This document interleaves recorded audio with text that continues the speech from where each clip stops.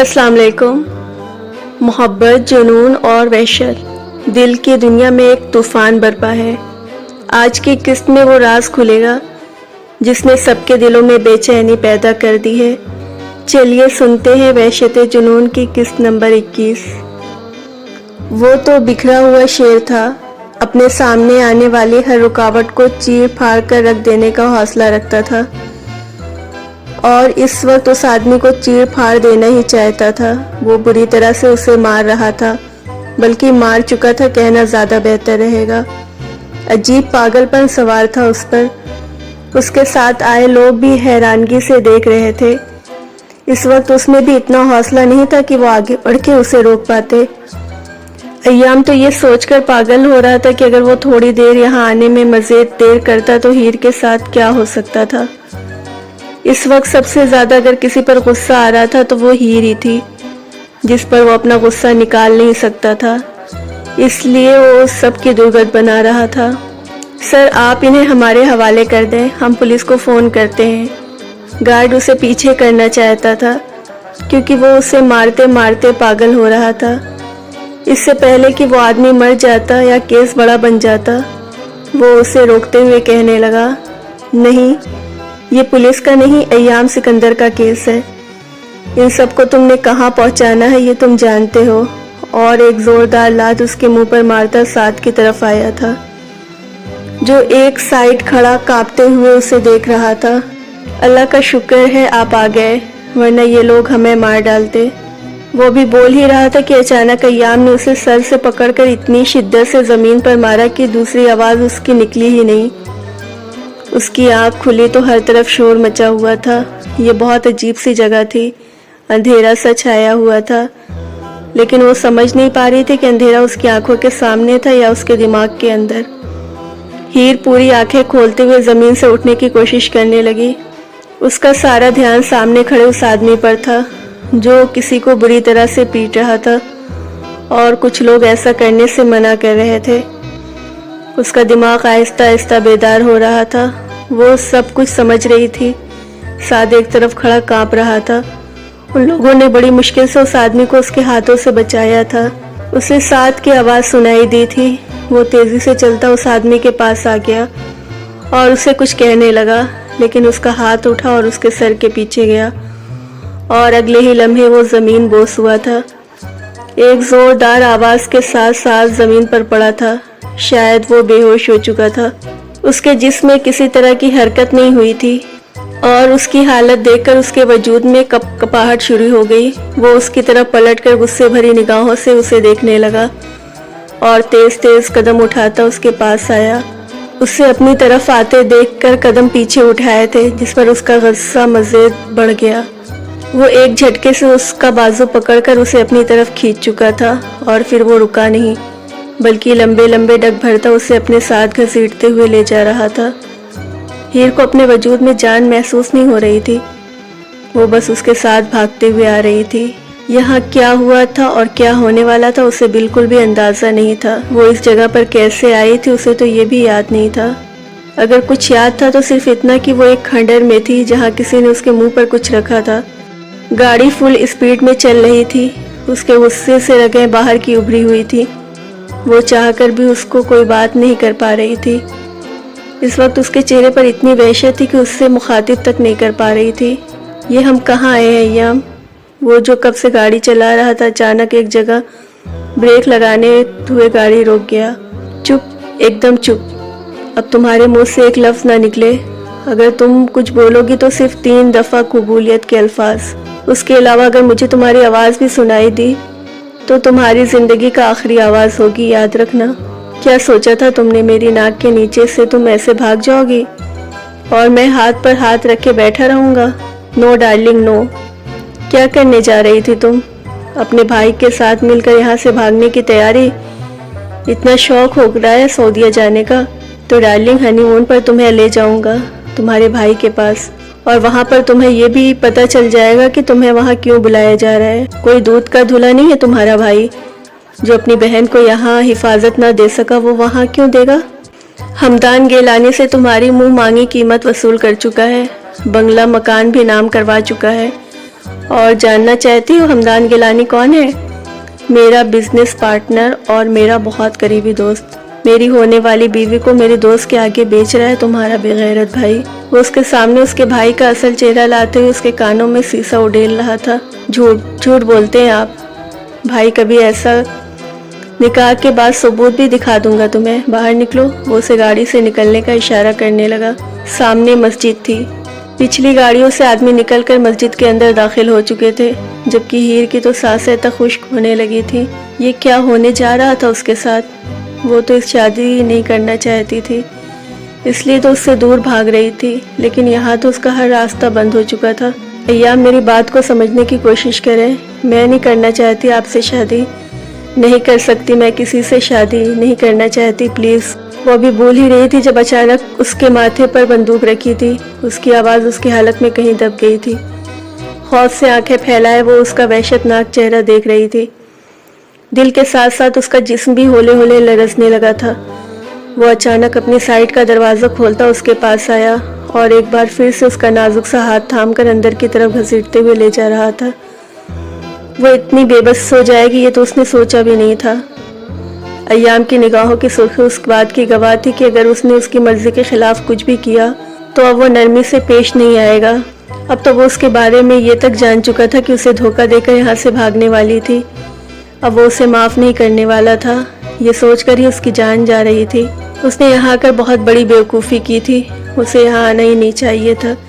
جب ساری چیزیں اس کے ہاتھ لگ چکی تھی تو اسے آج ہی ایام پر یہ بات ظاہر کر دینی چاہیے تھی کہ وہ اپنے بھائی کے بلانے پر سعودیہ جانے والی ہے، لیکن سعد نے اسے بلا کر اس کا سارا کام خراب کر دیا تھا، اور جو اس کا بھائی اس کے ساتھ کرنے والا تھا وہ کہاں اس قابل تھا کہ وہ اس کے پاس جاتی، لیکن وہ ایام پر کیوں یقین کر رہی تھی؟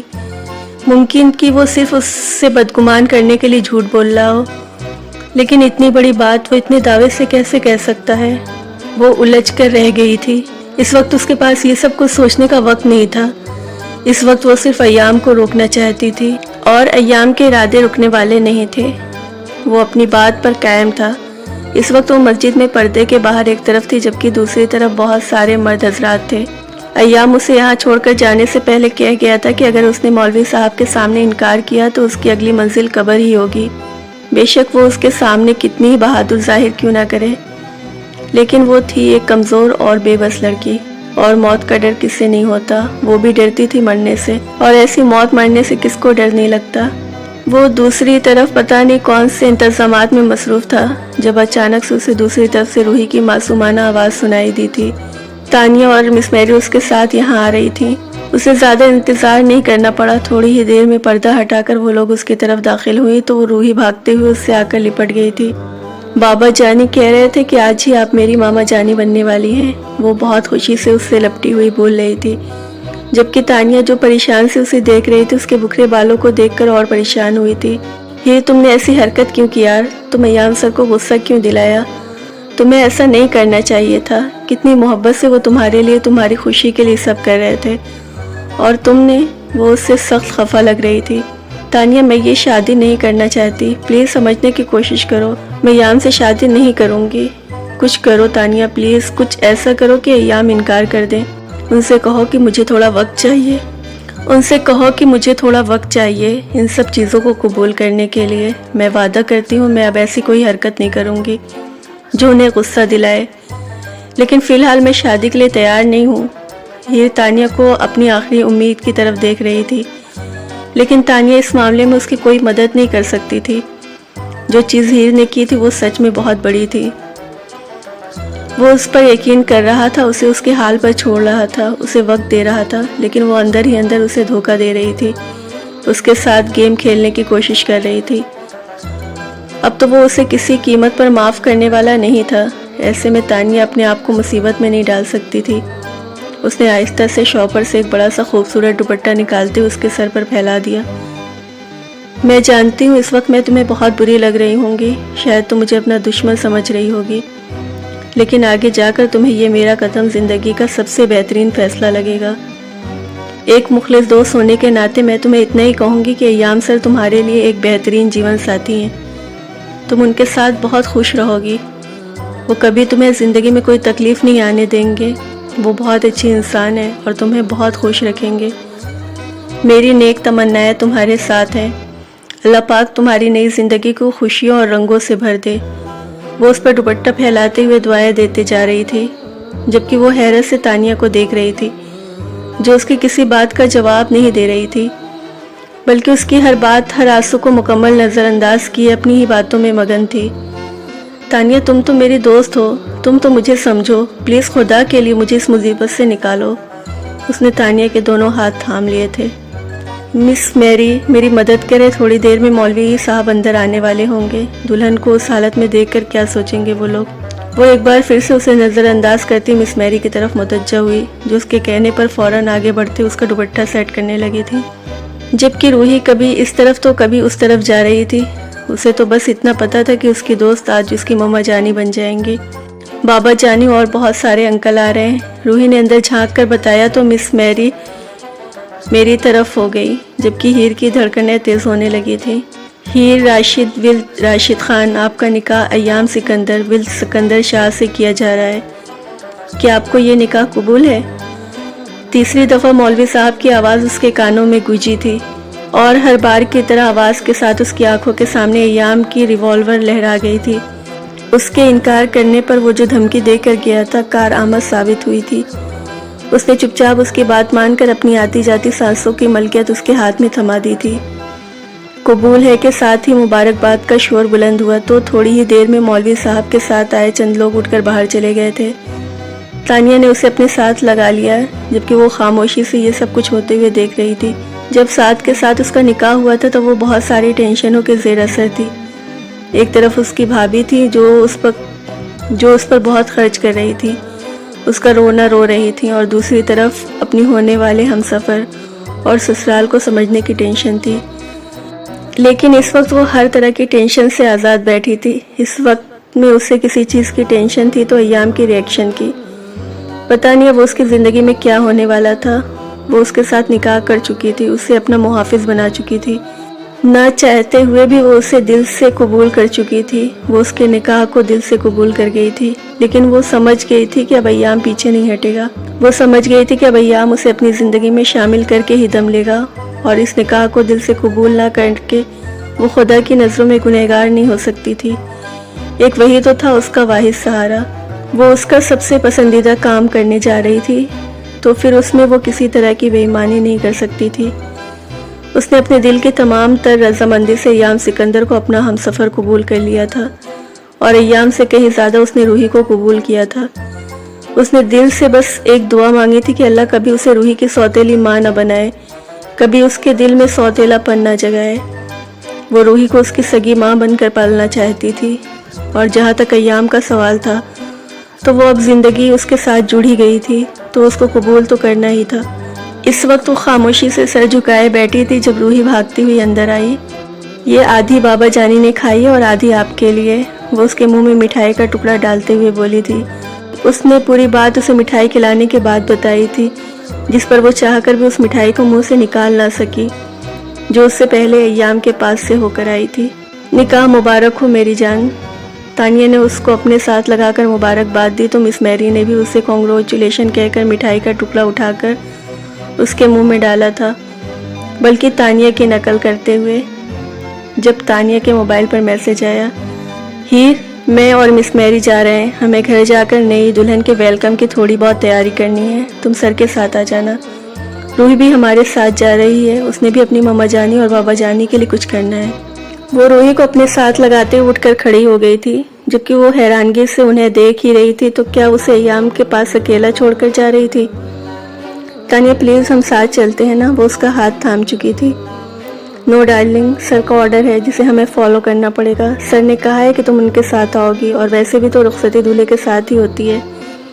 ہم جا کر تب تک تمہارے ویلکم کی تیاری کرتے ہیں۔ وہ مسکرا کر اس کا گال چومتے ہوئے مس میری کے ساتھ روحی کو اٹھائے باہر نکل گئی تھی، اور اب وہ بالکل اکیلی یہاں بیٹھی ہوئی تھی۔ اس نے اپنا موبائل تلاش کرنا چاہا تھا، لیکن اس کا موبائل اس کے پاس نہیں تھا۔ شاید جہاں سے اس آدمی نے اسے بے ہوش کیا تھا وہیں گر گیا تھا۔ اب وہ اپنے بھائی سے کیسے رابطہ کرے گی؟ وہ اسے کیسے بتائے گی کہ یہاں کتنی بڑی مصیبت کا شکار ہو گئی ہے؟ وہ بہت پریشان تھی، جبکہ آنے والے وقت کو سوچ کر اس کی پریشانی میں مزید اضافہ ہوتا جا رہا تھا۔ اس کی زندگی کون سا موڑ اختیار کرنے والی تھی، یہ سوچ کر ہی اس کی جان ہوا ہو رہی تھی۔ پتہ نہیں ایام اب اس کے ساتھ کیسا سلوک کرے گا۔ کیا وہ اس بات پر اسے ذلیل کرے گا کہ وہ اسے دھوکہ دے کر یہاں سے بھاگ رہی تھی؟ وہ سوچ سوچ کر پریشان ہو رہی تھی۔ ابھی تک باہر سے لوگوں کی باتیں کرنے کی آوازیں آ رہی تھی، جبکہ وہ مسجد سے باہر نکلنے کا راستہ تلاش کرنے لگی، لیکن پھر سوچ کر وہیں ایک کونے میں بیٹھ گئی کہ اگر یہاں سے بھاگ بھی جائے تو کہاں جائے گی۔ اب ایام سکندر کا نام تو اس کے نام کے ساتھ جڑ چکا ہے، جو شاید اب کبھی اتر نہیں سکتا۔ اب جو بھی تھا، جیسا بھی تھا، ایام سکندر اس کا شوہر تھا۔ وہ اسے دل سے قبول کرنا تھا۔ اسے اپنی بے بسی پر رونا آ رہا تھا۔ وہ گھٹنوں میں سر دیے بیٹھ کر رونے لگی۔